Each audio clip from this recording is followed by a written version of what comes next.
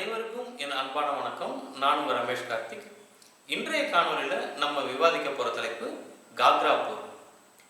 1529ஆம் வருடம் மே மாதம் 6ஆம் தேதி டெல்லியை ஆட்சி செய்து கொண்டிருந்த மன்னர் பாபர் அவர்களுக்கும் முகமது லோடி அவர்களுக்கும் இடையே நடந்த இந்த போர் வரலாற்று சிறப்புமிக்க போர்களில் ரொம்ப முக்கியமானது. ஏன் அப்படின்னு சொன்னால், இதுவரை இந்திய மண்ணில் நடந்த போர்கள் எல்லாமே மிகப்பெரிய நிலப்பரப்புகள் நடந்த ஒரு போராக இருக்கும் பொழுது, காக்ரா போர் மட்டும்தான் நதிக்கரை ஓரத்தில் நடந்த ஒரு மிகப்பெரிய போர். கிட்டத்தட்ட 2 லட்சம் வீரர்கள் சண்டை போட்ட ஒரு போர். காக்ரா போர் ஏன் நடந்தது என்பது குறித்து ஒரு சிறிய அறிமுகத்தை நம்ம பார்த்துட்டு இந்த காணொலியை தொடரும் பொழுது நமக்கு ஒரு நல்ல புரிதல் கிடைக்கும். காணொலியை முழுமையாக பார்த்து பயன்பெறுமாறு உங்கள் அனைவரையும் நான் ரொம்ப தாழ்மையோடு கேட்டுக்கிறேன். ஆப்கானிஸ்தான் பகுதியில் இருந்து டெல்லியை கைப்பற்றும் நோக்கில் பெரும் படையோடு பாபர் அவர்கள் இந்தியாவை நோக்கி வந்துட்டு இருக்காரு. அந்த நேரத்தில் டெல்லியை ஆட்சி செய்து கொண்டிருந்த சுல்தான் இப்ராஹிம் லோடி அவர்கள் டெல்லியை தக்க வைத்துக் கொள்வதற்காக பாபரோடு கடுமையாக போர் புரிய வேண்டிய ஒரு சூழல். 1526ஆம் வருடம் ஏப்ரல் மாதம் 21ஆம் தேதி கடும் போர் பொழுது பாபருக்கும் இப்ராஹிம் லோடி அவர்களுக்கும் இடையே ஒரு பெரும் போர் பொழுது டெல்லியை யார் கைப்பற்றுவது என்பது குறித்த ஒரு மிகப்பெரிய போர். இந்த போர்ல இப்ராஹிம் லோடி அவர்களை பாபர் அவர்கள் தோற்கடிக்கிறாரு. டெல்லியையும் ஆக்ராவையும் கைப்பற்றுறாரு. இப்ராஹிம் லோடி அவர்கள் இந்த போரின் போது இறந்து போயிடுறார். டெல்லியும் ஆக்ராவும் பாபருடைய கைவசமாகிறது. இந்த சூழ்நிலையில இப்ராஹிம் லோடி அவர்களுடைய தம்பி முகமது கான் லோடி அண்ணன் இறந்த பிறகு தான் இனிமே டெல்லியுடைய வாரிசாக இருக்கணும், டெல்லி சுல்தானேட்டா ஆகணும் அப்படிங்கிற அவருடைய எண்ணம் படிக்கல மிகப்பெரிய கேள்விக்குறியா மாறுது. டெல்லியும் ஆக்ராவும் பாபருடைய கைவசமா இருக்கு. இருந்தாலும் கூட முகமது லோடி அவர்கள் தன்னை டெல்லி சுல்தானேட்டா அறிவிக்கிறாரு.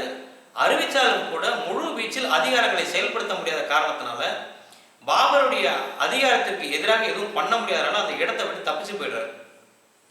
பாபருக்கு எதிராக பாபரை வீழ்த்துவதற்கு மிகப்பெரிய ஒரு வலிமையான கூட்டணி உருவாக்கக்கூடிய ஒரு முயற்சியில் அவர் முகமது கான் லோடி இறங்கிறார். இந்த ஒரு சூழ்நிலையில பாபர் டெல்லியை நிர்வாகம் பண்ணிட்டு வரும்பொழுது, அதற்கு அடுத்த வருடம் 1527ஆம் வருடம் டெல்லி ராஜ்யத்தை விரிவாக்கம் செய்யக்கூடிய ஒரு முயற்சியில் இறங்கும் பொழுது, டெல்லியினுடைய மேற்கு பக்கத்தில் இருக்கக்கூடிய ராஜஸ்தான் பகுதிகளில் மேவார் பகுதியை ஆட்சி செய்யக்கூடிய ராணா சங்கா அவர்கள் மிக வலிமையான ஒரு போர் வீரர், ஹிந்து ராஜபுத்திர அரசர், பாபருக்கு நிகரான போர் வலிமையும் வீரமும் கொண்ட ஒரு அரசர் என்பதை உணர்ந்து ராஜஸ்தான் பகுதியில் அவரை வீழ்த்தி ராஜஸ்தான் பகுதியையும் டெல்லியோடு இணைப்பதற்கான முயற்சியில பாபர் இறங்குறாரு. இந்த சூழ்நிலையில தான் கான்வா போர் மூடுது. மார்ச் மாதம் 16ஆம் தேதி 1527ஆம் வருடம் ராஜஸ்தான் பகுதி மேவாரை ஆட்சி செய்து கொண்டிருந்த ராணா சங்கா அவர்களுக்கும் டெல்லி பகுதியை ஆட்சி செய்து கொண்டிருந்த பாபர் அவர்களுக்கும் இடையேயான போர். இந்த போரை தனக்கு எப்படியாவது சாதகமாக்கிக்கணும் அப்படிங்கிற ஒரு முயற்சியில முகமது கான் லோடி இறங்குறாரு. பாபர் அவரை வீழ்த்துவதற்கு இதுவே சரியான தருணம். ராணா சங்கா போன்ற ஒரு மிகப்பெரிய ராஜபுத்திர அரசரால் நிச்சயமா பாபரை வீழ்த்திட முடியும். பாபரை வீழ்த்திய பிறகு டெல்லியை கைப்பற்றி மீண்டும் டெல்லி சுல்தானேட்டா மாறிடலாம் அப்படிங்கிற ஒரு கனவோடு ராணா சங்காவோடு இணைந்து கான்வா போரை பாபரை எதிர்கொள்றாரு. இருந்தாலும் கூட எதிர்பாராத வகையில் பாபர் அவர்கள் மிக அதிநுட்பமான பீரங்கியோட டெக்னிக்ஸோட ராணா சங்கா அவர்களை வீழ்த்திடுறாரு. ராணா சங்கா குண்டடிப்பட்டு உத்தரப்பிரதேஷ் பகுதியில் உள்ள ஒரு இடத்திற்கு தலைமறைவாக போயிடுறாரு. தலைமறைவானவுடனே கல்பி, அந்த பகுதி பேர் கல்பி. அதே போல இவர் முகமது கான் லோடி அவர்கள் ராணா சங்கா தோல்வியுற்றதை தொடர்ந்து உயிர் பிழைப்பதற்காக குஜராத் பகுதியை நோக்கி போய் தஞ்சம் அடைந்து அங்கிருந்து பீகார் நோக்கி போயிடுறாரு. பாபருக்கு எதிரான ஒரு வலிமையான கூட்டணியை உருவாக்கணும் அப்படின்னு முயற்சி பண்றாரு. ஏன்னா பாபருடைய போர் தந்திரங்களை தெரிஞ்சுக்கிட்டாரு. 1526ஆம் ஆண்டு பானிபட் போரின் போதும் இவருக்கு பாபரை பற்றிய விவரங்கள் நன்கு தெரியும். 1527ஆம் ஆண்டு நடைபெற்ற கான்வா போரின் போதும் பாபருடைய போர் வியூகங்களை பற்றி இவருக்கு நல்லா தெரியும். பாபருடைய படை பலம் என்ன அப்படிங்கிறது நல்லா தெரியும். அவருடைய வீரம் என்ன அப்படிங்கிறத பற்றி தெரியும். இதற்கு மேல அவரோட போர் புரிவது என்பது சாத்தியமில்லாத ஒன்று. தனிமையில் போர் புரிவதை விட ஒரு வலிமையான கூட்டணியை உருவாக்கணுங்கிறதுனால ஆப்கான் போர் வீரர்கள் எங்கெங்கெல்லாம் இந்தியாவின் கிழக்கு பகுதியில் இருக்காங்களோ, உத்தரப்பிரதேஷ், பீகார், பெங்கால் போன்ற பகுதிகளில் கிழக்கு பகுதிகளில் இருக்கக்கூடிய ஆப்கன் வீரர்கள் மற்றும் அரசர்களுடைய உதவியை கேட்டு அவர்களிடம் தஞ்சம் புகுந்து அவர்களை ஒன்று திரட்டி பாபருக்கு எதிரான ஒரு பெரும் படையை உருவாக்குறாரு மஹமூத் கான் லோடி. அப்படி ஒரு படையை உருவாக்கி 1,00,000 படை வீரர்களோடு காக்ரா நதிக்கரையின் ஓரத்தில் போய் காத்திருக்கார். காக்ரா நதி என்பது டிபெட்டியன் பிளாட்டூவில் உருவாகி மானசரோவர் லேக் அருகில் உருவாகி நேபாள் வழியாக இந்தியாவுக்குள் பாய்ந்து கங்கை நதியில் கலக்கக்கூடிய ஒரு நதி தான் காக்ரா நதி. இந்த காக்ரா நதியின் ஓரத்தில் நடைபெற்ற ஒரு போர் தான் காக்ரா போர். இந்த இடத்தில் பெரும் படையோடு அங்க மஹமூத் கான் லோடி வந்துடுறார்.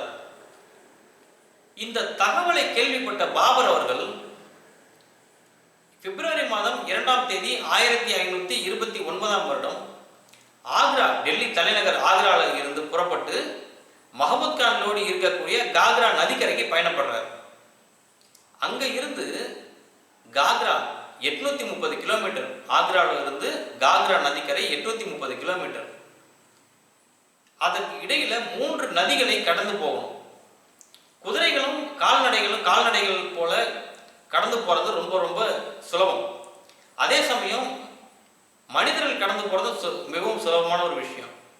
பாபர் அவர்களுக்கு பெரிய சேலஞ்சா இருந்தது என்ன அப்படின்னு சொன்னா, மிகப்பெரிய பாரமாக இருக்கக்கூடிய பீரங்கிகளையும் ஆர்டிலரிஸ் என்று சொல்லக்கூடிய ஏவுகணைக்கு நிகரான துப்பாக்கிகளையும் இங்கிருந்து ஆறுகளை கடந்து எடுத்துட்டு போகணும்.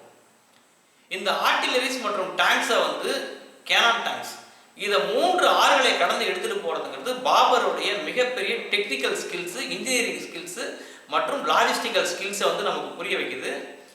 எவ்வளவு டிசிப்ளின்டு ஆர்கனைஸ்டு மேனரா பாபர் இருந்திருந்தா இத்தனை பீரங்கிகளையும் துப்பாக்கிகளையும் ஒரு ஆற்றை கடந்து 3 ஆறுகளை கடந்து எடுத்து, ஆறுகள்லாம் ரொம்ப சாதாரணமான ஆறுகள் கிடையாது. இதெல்லாம் எந்த வருடம் முழுவதும் வற்றாத நீரோட்டம் இருக்கக்கூடிய ஆறுகள். அவ்வளவு பெரிய ஆறுகளை கடந்து பீரங்கிகளை எடுத்துட்டு போய் போர் புரியணும் அப்படிங்கிறது ஒரு பெரிய சவால் தான். ஆனால் அந்த சவாலை பாபர் அவர்கள் சரிவர நிறைவேற்றினார். அதனால ஆக்ராவில் இருந்து பிப்ரவரி மாதம் 2ஆம் தேதி 1529ஆம் வருடம் யமுனா நதிக்கரையை கடந்து பயணப்பட்டு கங்கை நதிக்கரையை கடக்கக்கூடிய இடத்துல மார்ச் 10ஆம் தேதி ஆகிடுது. மார்ச் 10ஆம் தேதி ஹுமாயூன் அங்கே ஜாயின் பண்ணிக்கிறார். ஹுமாயூன் என்பவர் பாபருடைய மகன். அப்போ பாபருக்கு வயது 46, ஹுமாயூனுக்கு வயது 21, மஹமூத் கான் லோடிக்கு வயது 40. ஏற்கனவே பாபர் அவர்கள் ஹுமாயூனை இந்தியாவின் கிழக்கு பகுதியில் இருக்கக்கூடிய பீகார், பெங்கால் மற்றும் உத்தரப்பிரதேசத்தில் தங்களுக்கு அச்சுறுத்தலாக இருக்கக்கூடியவர்களும் போரிட்டு ஜெயிக்க சொல்லி ஒரு உத்தரவு கொடுத்ததுனால ஹுமாயூன் அவர்கள் அங்கு சண்டை போட்டுட்டு இருந்தார். பல்வேறு வெற்றிகளுக்கு பிறகு பாபர் அவர்கள் கங்கை நதிக்கரைக்கு வரும்பொழுது ஹுமாயூன் அவர்களும் பாபரோடு இணைஞ்சிடறார். ஏன் அப்படின்னா, மஹமூத் கான்லோடியை எதிர்ப்பதற்கு சிறந்த படை தளபதிகள் வேணும். ஹுமாயூனும் மிகச்சிறந்த படை தளபதி. அதனால பாபரோடு இணைஞ்சிடறார். அவர் கூட இன்னும் யார் இணைகிறாங்க அப்படின்னு சொன்னா, ஜலாலுதீன் லோஹானி என்று சொல்லக்கூடிய பதான் அரசர் வம்சம், பீகாரை சேர்ந்தவர்கள், அந்த அரசர்களும் பாபரோடு இணைகிறாங்க. மற்றும் பிர்லாஸ் அவங்களும் பாபரோடு இணைகிறாங்க. சுல்தான் பிர்லாஸ், சுல்தான் ஜுனைத் பிர்லாஸ் அவங்களும் பாபரோடு இணைஞ்சிடறாங்க. இது போன்ற ஒரு சூழ்நிலையில பெங்காலை ஆட்சி செய்து கொண்டிருந்த ஒரு முக்கியமான அரசர் நுஸ்ரத் ஷா என்பவர், இவருடைய டிப்ளமசி அந்த இடத்துல நம்ம அவசியம் தெரிஞ்சுக்கணும். பாபர் ஒரு பக்கம் பெரும் படையோடு மஹமூத் லோடியை எதிர்ப்பதற்காக வந்துட்டு இருக்காரு. மஹமூத் கான் லோடி ஒரு பக்கம் 1,00,000 படை வீரர்களோட பாபரை எதிர்க்கிறதுக்கு தயாரா இருக்கிறாரு. பாபரை பகைச்சுக்கிட்டா பெங்கால் பகுதிகளை பாபர் கைப்பற்றிடுவாரு, தன்னுடைய ராஜாங்கள் முழுவதையும் இழக்க நேரிடும். அதனால பாபரை பகைச்சிக்க முடியாது. மேலும் பாபரை எப்படியாவது வீழ்த்தி ஆகணும். அப்படி வீழ்த்தினாதான் டெல்லியை கைப்பற்ற முடியும். டெல்லியை கைப்பற்றினா நாமளே நம்முடைய இடத்தை ஆட்சி பண்ணலாம், ஆப்கான் அரசர்களே ஆட்சி பண்ணலாம். வெளியிலிருந்து வரக்கூடிய யாருக்கும் இடம் கொடுக்க தேவையில்லை, டெல்லி நம் வசமாயிடும் அப்படிங்கிற ஒரு விஷயமும் இருக்கு. பாபரையும் வீழ்த்தணும், ஆனா பாபரை பகைச்சிக்க கூடாது. மஹமூத் கான் லோடியோட நட்பு வேணும், ஆனா அவரோட நட்பு இருக்கிறது பாபருக்கு தெரியக்கூடாது. இது போன்ற ஒரு சூழல்ல பெங்காலுடைய அரசராக இருந்த நுஸ்ரத் ஷா ரொம்ப டிப்ளமேட்டிக்கா என்ன பண்றாரு அப்படின்னு சொன்னா, நேரடியா மஹமூத் கானுக்கு ஆதரவு கொடுக்காம தன்னுடைய நிலத்திலிருந்து பாபரை எதிர்ப்பதற்கு அனுமதி கொடுத்துட்டு பாபரோடு ரகசிய முறையில் அமைதி பேச்சுவார்த்தைகளை நடத்திக்கிட்டே இருக்காரு. இது பிற்காலத்தில் என்னவா மாறுது அப்படின்னு சொன்னா, பாபருடைய வெற்றிக்கு பிறகு தன்னுடைய ஆட்சியை தக்க வைத்துக் கொள்வதற்கு அவர் உதவியாக இருந்தது. இது அவருடைய பெரிய டிப்ளமசி. இன்ஃப்ளூயன்ஸ் அப்படிங்கிற ஒரு விஷயத்தை பத்தி தெரிஞ்சுக்கணும். ஸ்பியர் ஆஃப் இன்ஃப்ளூயன்ஸ் அப்படிங்கிறது பெங்காலுடைய மன்னராக நுஸ்ரத் ஷா இருந்தாலும் கூட தான் நேரடியாக ஆட்சி பண்ணாமல் இன்டைரக்டா கண்ட்ரோல்ல வச்சிருக்கக்கூடிய பகுதிகள் எது அப்படின்னா உத்தரப்பிரதேஷ், பீகார். இதுக்கு பேர் ஸ்பியர் ஆஃப் இன்ஃப்ளூயன்ஸ். நேரடியாக ஆட்சி பண்ணலனா கூட தன்னுடைய ஆளுமைக்கு கீழே சில பகுதிகளை வச்சிருக்கிறது அப்படிங்கிறது ஸ்பியர் ஆஃப் இன்ஃப்ளூயன்ஸ். பாபரை பகைச்சிக்கிட்டா இந்த ஸ்பியர் ஆஃப் இன்ஃப்ளூயன்ஸ் அப்படிங்கிறது காலி ஆயிடும். அப்படிங்கிறதுனால பாபரை பகைச்சிக்காம அமைதி பேச்சுவார்த்தையை ரகசியமா நடத்தி மறைமுகமாகவும் மஹமூத் கானுக்கு ஆதரவு கொடுத்துட்டு இருந்த ஒரு அரசர். சரி, இப்ப மார்ச் மாதம் 10ஆம் தேதி ஹுமாயூன் பாபரோட இணைஞ்சிட்டாரு. ஹுமாயூன், பாபர், அஸ்காரி மற்றும் ஜலாலுதீன் லோஹானி ஆகியோர் கங்கை நதிக்கரையை கடந்து நேரா காக்ரா நதிக்கரைக்கு போறாங்க. காக்ரா நதிக்கரையை கடந்து சண்டை போடுறாங்க, மஹமூத் லோடியோட சண்டை போடுறாங்க. இந்த இடத்துல மஹமூத் லோடி அவர்கள் தோற்கடிக்கப்படுறார். ஏன்னா பாபர் கிட்ட இருந்தது தைமூரியன் டெக்னிக்ஸ், தைமூர் வம்சாவளியினுடைய போர் தந்திரங்கள். ஆனா மஹமூத் லோடி அவர்கள் கடைபிடித்தது ஆப்கானிய போர் தந்திரங்கள். ஆனா அது எடுபடல. ஏன்னா பாபருக்கு ஆப்கானிய போர் தந்திரங்களும் தெரியும், துருக்கிய போர் தந்திரங்களும் தெரியும், தைமூரிய போர் தந்திரங்களும் தெரியும். மிக வலிமையான நவீன ஆயுதங்கள் பாபர் கிட்ட இருந்தது, பீரங்கிகள் இருந்தது, எல்லாமே இருந்தது. ஒரு ஆர்கனைஸ்டு ஒரு மேப் இருந்தது, ஒரு ஆர்கனைஸ்டு ஒரு பிளான் இருந்தது பாபர் கிட்ட. திட்டமிட்ட செயல்பாடுகளால் பாபர் வெற்றி அடைந்தார். 1,00,000 படை வீரர்கள் இருந்தாலும் கூட மஹமூத் லோடிக்கும் பீகாரை சேர்ந்த மற்ற அவருடைய ஆதரவாளர்களுக்கும் எந்த விதமான பிளானிங்கும் ஆர்கனைசேஷனும் இல்லாததுனால அவர்கள் இந்த போரில் தோற்க வேண்டிய ஒரு சூழ்நிலை. உயிர் தப்பி பிழைப்பதற்காக அங்கிருந்து போனவர் பிற்காலத்தில் என்ன ஆனார், உயிரோட இருந்தாரா இல்லையா, எங்கு போய் தஞ்சம் புகுந்தார் போன்ற எந்த ஒரு விவரங்களும் நமக்கு கிடைக்கல. கிடைச்சதுன்னா நிச்சயமா நான் அப்டேட் பண்றேன். ஏதாவது புத்தகங்கள் இருந்தால் கூட அனுப்பி விடுங்க, நான் படிச்சு பார்க்குறேன். அந்த நேரத்தில் மஹமூத் கான் லோடி அவர்கள் தோற்கடிக்கப்படுறாரு. ஒரே நாள் நடைபெற்ற இந்த போர் மே மாதம் 6ஆம் தேதி 1529ஆம் வருடம் ஒரே நாள் நடைபெற்ற இந்த போர் மஹமூத் கான் லோடி அவர்கள் உயிர் பிழைத்து தப்பித்தெழுவதோடு முடிவடைஞ்சிருது. பாபர் அவர்களுடைய ஆளுகைக்கு கீழே இந்த பகுதிகள் எல்லாமே வந்துடுது. அதாவது இந்தியாவுடைய கிழக்கு பகுதிகள் எல்லாமே பாபருடைய ஆளுமைக்கு கீழே வந்துடுது. பெங்காலை ஆட்சி செய்து கொண்டிருந்த நுஸ்ரத் அவர்களும் தன்னுடைய முழு ஆதரவை பாபருக்கு தெரிவிச்சாரு. இப்ப என்ன ஆகுது அப்படின்னா, டெல்லி பாபரின் கீழ் இருந்தாலும் கூட பெங்கால் போன்ற இந்தியாவின் கிழக்கு பகுதிகள் பாபருடைய ஸ்பியர் ஆஃப் இன்ஃப்ளூயன்ஸ், தன்னுடைய ஆளுமைக்கு கீழ் வரக்கூடிய பகுதிகளாக மாறிப்போச்சு. ஒரு காலத்துல பெங்காலுடைய ஆளுமைக்கு கீழே தான் உத்தரப்பிரதேஷ், பீகார் எல்லாமே இருந்தது. இப்ப டெல்லியில பாபருடைய ஆளுமைக்கு கீழே பீகார், உத்தரப்பிரதேஷ், பெங்கால் எல்லாமே அவருடைய ஸ்பியர் ஆஃப் இன்ஃப்ளூயன்ஸ்க்குள்ள போயிடுது.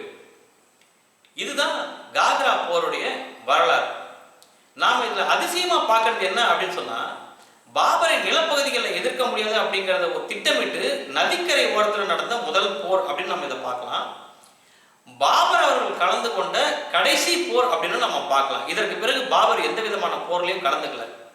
1530ஆவது வருடம் வரைக்கும், அதாவது ஒரு வருடம் இந்த காக்ரா போர் நடந்து ஒரு வருடம் முழுவதும் எந்த போர்லையும் கலந்துக்காம தன்னுடைய டெல்லி, ஆக்ரா மற்றும் இந்த பகுதிகளை ஒருங்கிணைத்து தன்னுடைய ராஜ்யத்தை விரிவுபடுத்துவதில் கன்சல்டேஷன் பண்றதுல பாபர் அவர்கள் ரொம்ப குறிக்கோளோட செயல்பட்டு இருந்தாங்க. 1530ஆவது வருடம் பாபர் இறந்த பிறகு மொத்த டெல்லி சுல்தானேட்டும் ஹுமாயூனோட கைக்கு போகுது. அது பற்றி நம்ம விரிவா இன்னொரு காணொலியில நம்ம பார்க்கலாம். இதுல குறிப்பிடத்தக்க விஷயங்கள் அப்படின்னு பார்த்தா, பாபருக்கு பீகார் பகுதிகளில் இருந்தும், உத்தரப்பிரதேஷ் பகுதிகளில் இருந்தும், பெங்கால் பகுதிகளில் இருந்தும் அவருக்கு இருந்த ஆதரவு, அதே இடத்துல மஹமூத் கான் லோடி அவர்களும் தனக்கு வேண்டிய ஆதரவுகளை திரட்டி இருவரும் போர் புரிந்தாங்க. பாபருடைய பக்கத்துல 1,00,000 பேர், மஹமூத் கான் லோடியோட பக்கத்துல 1,00,000 பேர், 2,00,000 பேர் இந்தியாவின் மிகப்பெரிய நதி கரைகள்ல வந்து சண்டை போட்டிருக்காங்க. அப்படிங்கிறது ஒரு பெரிய விஷயம். ஏன்னா எல்லாமே சதுப்பு நிலங்கள், அது ரொம்ப சமமான நிலங்கள் கிடையாது. சதுப்பு நிலங்கள், வயல்வெளிகள் மற்றும் ஆற்றங்கரைகள். இந்த இடத்துல பீரங்கி குண்டுகளோட சண்டை நடந்திருக்கு. இந்த காக்ரா நதி போலவே கங்கை நதிக்கு 8 ட்ரிபியூட்டரி ரிவர் இருக்கு. ட்ரிபியூட்டரி ரிவர் அப்படிங்கிறது கங்கை நதிக்கு தன்னுடைய பங்களிப்பை கொடுக்கக்கூடியது அப்படின்னா ட்ரிபியூட்டரி ரிவர். அதுல ஒண்ணுதான் இந்த காக்ரா நதி. இன்றைக்கு காக்ரா போரை பற்றி போதுமான அளவு தகவல்களை நம்ம பார்த்திருப்போம்னு நினைக்கிறேன். மீண்டும் இன்னொரு காணொலியில நம்ம அடுத்த போர்களை பற்றியும் வரலாறுகளை பற்றியும் விரிவாக பேசலாம். மீண்டும் ஒரு காணொலியில் உங்களை சந்திக்கிறேன். நன்றி, வணக்கம்.